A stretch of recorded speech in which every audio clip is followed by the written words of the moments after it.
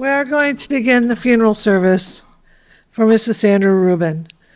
If you have a cell phone, I'd ask you kindly to place it into silent mode or turn it completely off at this time. I'd also like to welcome, on behalf of the family, everybody visiting us during via live stream. Also, thank you for attending. Services will be conducted by Rabbi Alex Friedman of North Suburban Synagogue Bethel in Highland Park.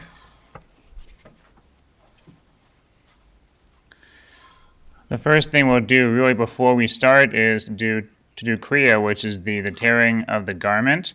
And in the Bible, really the ancient world, it seemed to be a universal custom, not just a Jewish custom. When someone lost a family member, they tore their garment as an expression of grief, as a rupture for people to see on the outside the pain and the hole inside them on the inside. And today we mimic that by tearing either a garment or the ribbon, which can be healed somewhat, but never fully repaired. And so at this point, I ask Gary and Rob and Carol to please stand up, and I'll give instructions. So I'd like you to recite this blessing after me, and after you do that, you'll tear the ribbon upwards that inches. So, Baruch, Atah, Adonai, Eloheinu, Melech HaOlam, Dayan, Ha'emet. And we all respond, Amen. Please tear upwards. I mean, praise to you, Word of God, holy universe, who is the true judge. You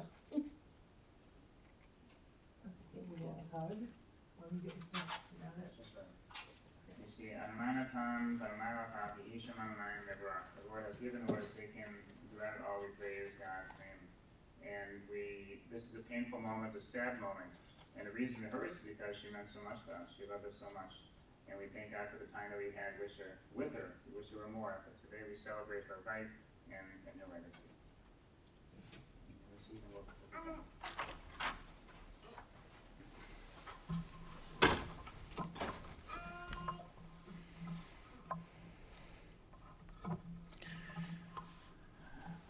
It's not easy to know where to begin to tell a life story, much less the beautiful life story of Sandy Rubin.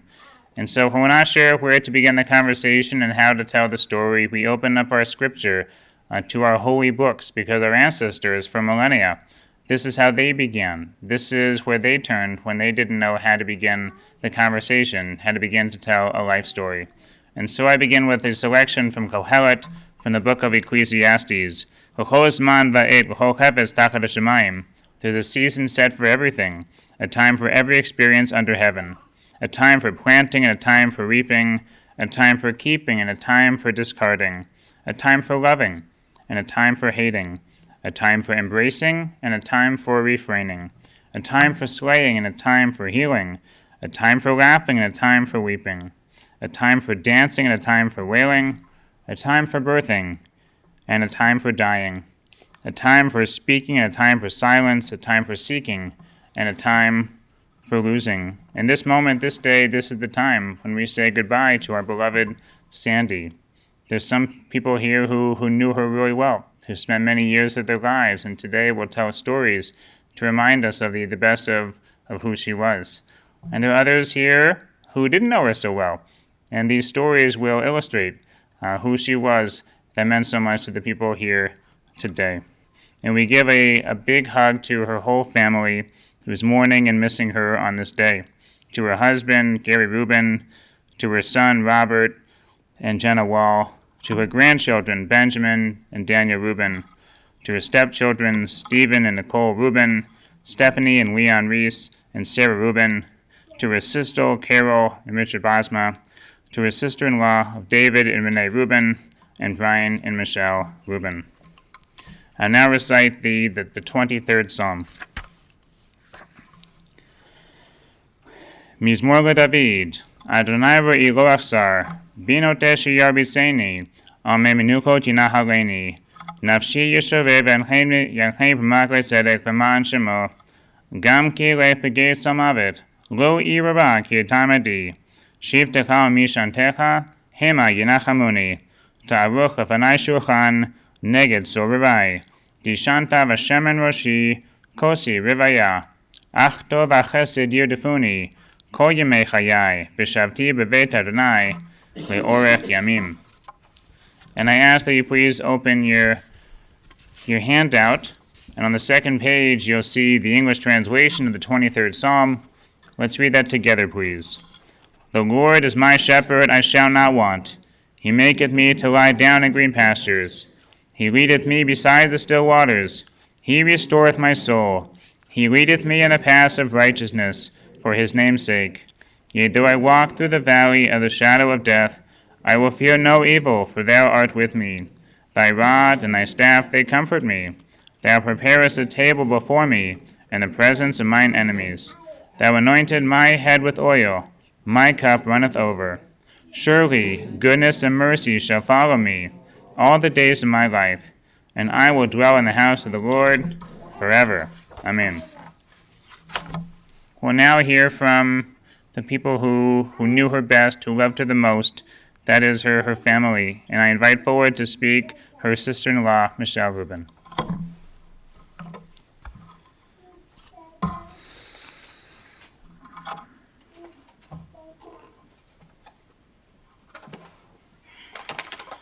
Thank you. How about that Chiefs game last night? We had a little bit of quandary. There was a quandary for Kansas City Chief fans in mourning. Can we watch the game? Can we enjoy the game?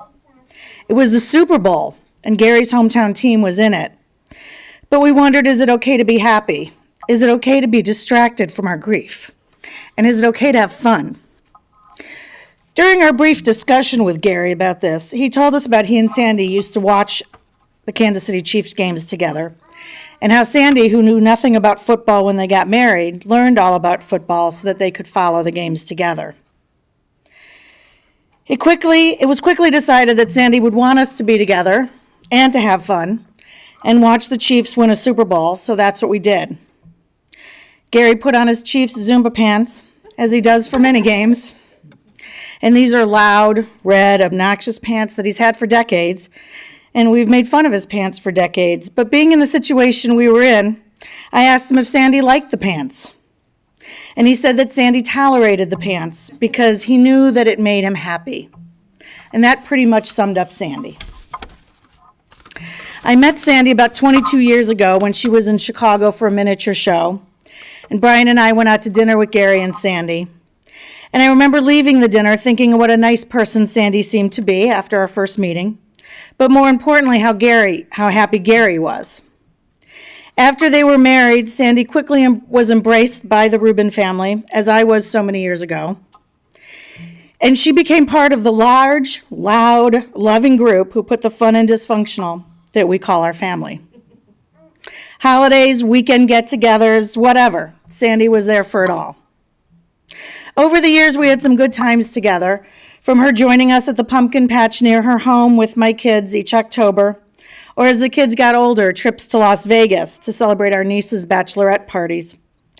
What happens in Vegas stays in Vegas, so I won't go into detail, but I'm glad we had those times together. Sandy was always big with compliments, telling people how wonderful she thought they were, and she genuinely meant it.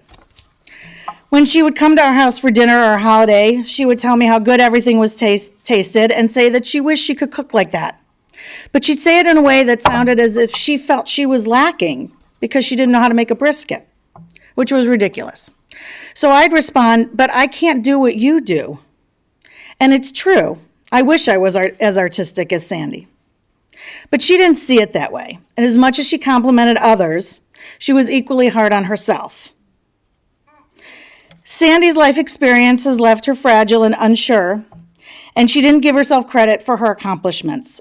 So today, I'm going to give Sandy credit for her accomplishments. Sandy was a survivor.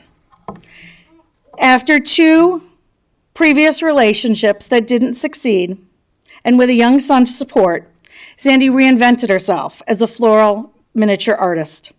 It afforded her the freedom to work from home and care for Rob.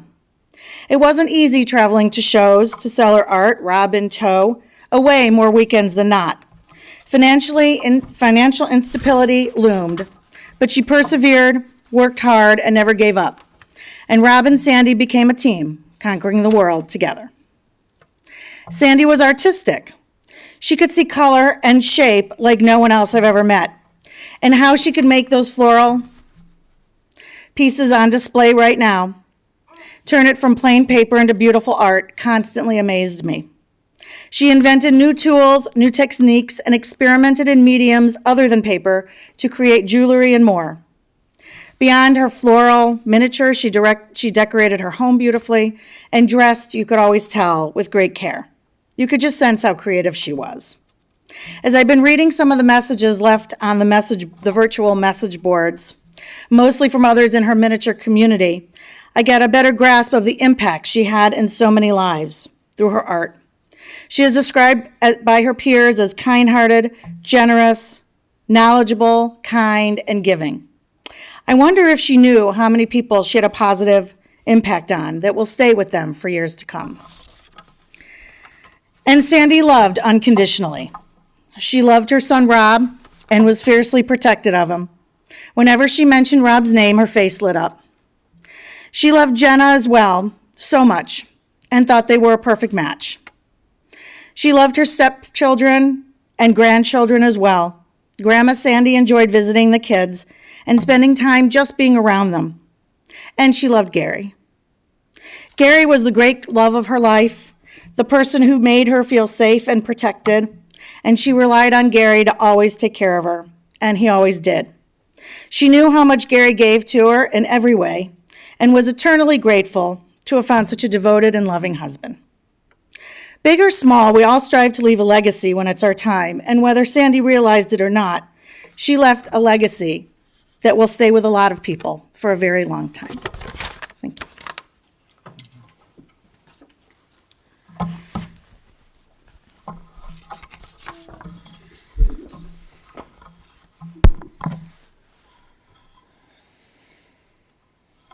I did not have the blessing of knowing Sandy Rubin, though after hearing from her family, I wish I had. She was clearly a one-of-a-kind person, full of color, full of life, full of love. Gary first told me about her passion for flowers and her extraordinary artistic abilities to make these mini floral reproductions, which we see on beautiful display here in this room. And she would take famous floral arrangements and recreate them on a perfect miniature scale. In that world, she was truly a premier talent. Her art was purchased by notables around the world.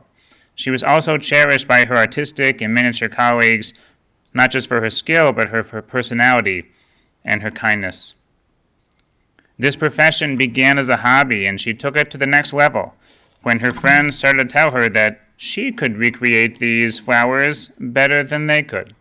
And intertwined here were these two unique artistic were her unique artistic abilities and her eyes for flowers.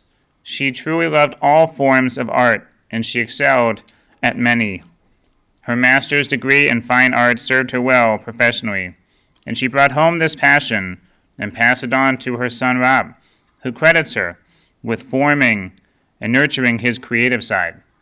Beginning when he was little, she would find arts and crafts projects for the two of them to do together around the house.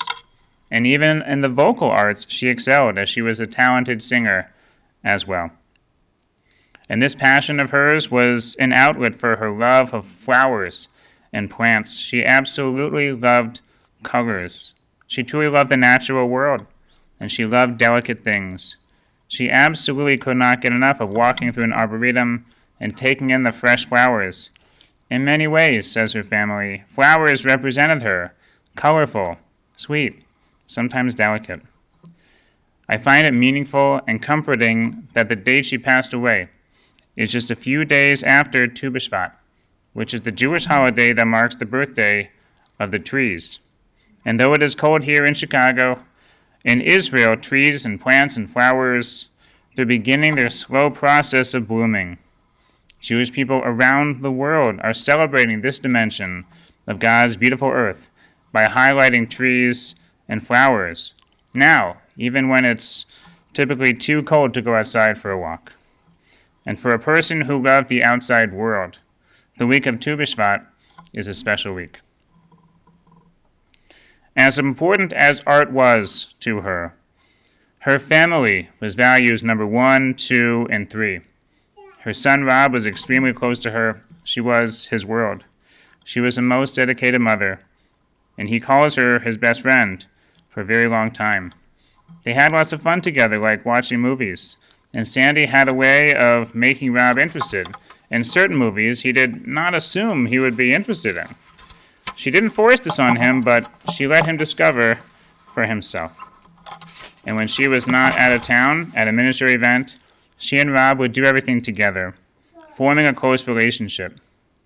But it was more than just fun time. She really taught him life lessons. She taught him by word and example, big picture and day to day. The need to sometimes be independent, the ability to scrap when necessary, the ability to learn to do more than one thing well, in order to always have something to fall back on, the willingness to speak your mind. Like in Sandy's case, her perpetual refusal to watch Star Wars. And for the last 21 years, minus a day, Gary was also a foundation of her world. They were married on Valentine's Day, which is tomorrow. And for these years, they cherished doing certain things together. They loved to watch old movies together, like on TCM. They watched every Kansas City Chiefs game together because Gary of Kansas City got her into it. They loved to go out to eat together. They loved to travel together, like to Maine, or to take cruises to the Caribbean, probably visiting every island at one point or another.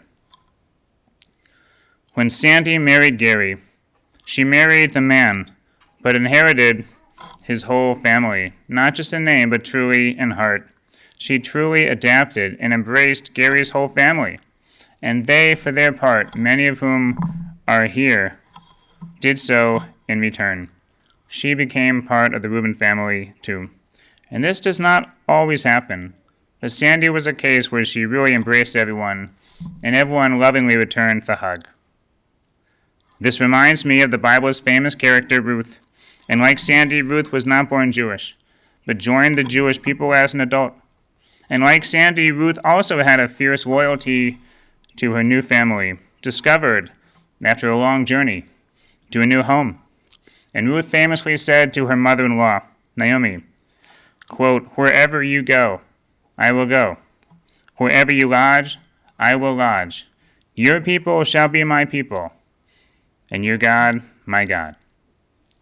Both women were extraordinarily loyal to their families and to the peoples. And because family was so central to Sandy, the special times in her life were when the family got together.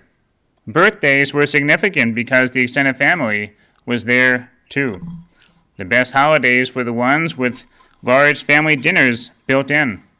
Sandy truly thrived being around people, not just family, but friends as well. The Torah reading that we will chant next week is called Parashat Terumah. In it, Moses calls for the Israelites to donate gifts of money and metals and precious materials to build the Mishkan, the tabernacle, the portable sanctuary in the desert. And he instructs them to bring gifts, quote, "V'chol ish asher yidvenu libo," everyone whose heart so moves him. Moses does not require everyone to give the same amount, does not demand that everyone give something. Instead, he leaves it up to them, seeking them to give from the bottom of their heart. He appeals that people should give gifts from the heart, because those are the ones most desired by God and by people. It's not about the biggest gift, but the one that comes from here, from inside, from the heart. And Sandy excelled at giving gifts. They truly came from the heart. I'm told she spent lots of time and was thorough in selecting the perfect gift for her grandchildren. It was a small example of her golden heart. And in addition to receiving gifts from Sandy, her grandchildren loved doing things together with her, celebrating birthdays together, holidays together, restaurants together, watching sports together, and taking trips together as well. But it was not only her grandchildren who got to see her shining heart. Sandy, as we heard, was always full of compliments, always sharing something nice as soon as she saw you. So many people had their days lifted up when Sandy said something nice specifically to them. In honor of Sandy's love for flowers and nature, I share one of my favorite teachings from the Talmud in her memory, which is about trees, the season of Tu B'Shvat. And there's a story, a legend in the Talmud, where there's a man, a leader named Choni HaMa'agel. And one day he's walking down a path, and he sees this old man stooped over the side of the road. He's planting something. And he approaches the man and says, "Old man, what are you doing here?" And he says, "I'm planting this carob tree, C-A-R-O-B. And Choni says, "Sir, how long does it take to grow for a carob tree to bloom and to reach full maturity and to give fruit and shade and reach its peak?" And the man said, 70 years. 7-0. And Choni laughed. "Old man, you're a fool. You're not going to be here in 70 years to eat from its fruit, to sit against its trunk, to rest in its shade. Why are you doing this if you're not going to be here to enjoy it, to benefit from it?" And the man looked at Choni and said, "Just as my ancestors planted for me, so I plant for my children." And Choni didn't quite understand this. He kept walking down the path. He got tired. He found a place to lay down. He took a nap for 70 years, says the legend. He woke up and there's this beautiful, verdant carob tree right there with a young man next to it. He says, "Sir, are you the man who planted this tree?" And the man said, "Nope, that was my grandfather." And in that moment, Choni understood that he and you and I, each of us, is the product of those who come before us. Each of us is the product of the investment that they make in us, the seeds they plant, the love they shower. They help us to grow day by day, step by step. And we are the lucky ones. We are the ones who were able to benefit from all that Sandy gave us, to, as it were, eat from the fruit of her tree and enjoy its shade and rest along its trunk. And just as the tree has seeds that can continue to perpetuate and give more and more and more, today, tomorrow, and beyond, so too with her. We have her stories, we have her memories that we keep in our hearts, that we share with the next generation every day forward. Yehi Zifra Baruch, may her memory be a blessing. Amen.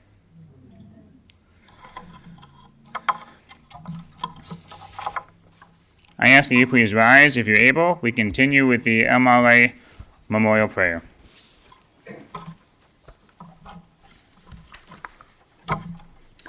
El Maleh Rachamim Shochen Bamramihim Hametzeh Menucha Nechona Tachat Kei Shechina B'malot Kedoshim Utehorim Kezohar Harakim Asirim Et Nishmat Shoshana Bat Avraham Esara Shechacharo Ogamaha Began Eden Tehem Menukatach Ana Bar Harachamim Hashtireha Besetek Nafecha Loramim Utzro B'Sochim Nishmatach Anai Hu Nachlatach V'tanuach B'Shalom Amishkavach V'namar Amen.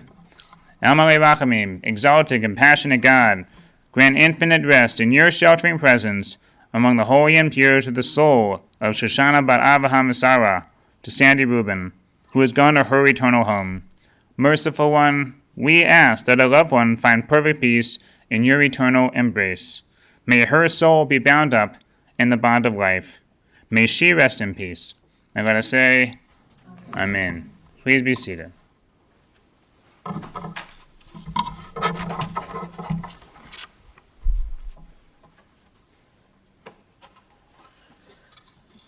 This does conclude the service here at the chapel. The family will be receiving condolences today immediately following the burial at Brian and Michele Rubin's residence, 765 Elysian Way in Deerfield. They'll be today following the interment until 9, and Tuesday tomorrow from 6 until 9. If you didn't get a pamphlet when you entered the chapel, please get one when you leave, and information is also on our website. The interment will take place at Shalom Memorial Park, that's 1700 West Rand Road in Arlington Heights. The procession will be forming in our parking lot. Please keep in mind a few safety features while in the procession. Keep your bright headlights on at all times. Put your emergency blinkers on. Attach the orange funeral sticker to the passenger portion of your front windshield. And we'll also attach a flag to the roof of your car and please stay as close as safety permits to the car in front of you. The following people have been selected to serve as pallbearers. When I call your name, if you could come up over to my left. Brian, David, Steve, Sarah, Stephanie, and Sam. At this time, I'd ask that everyone please rise as the family and the rabbi are escorted from the chapel.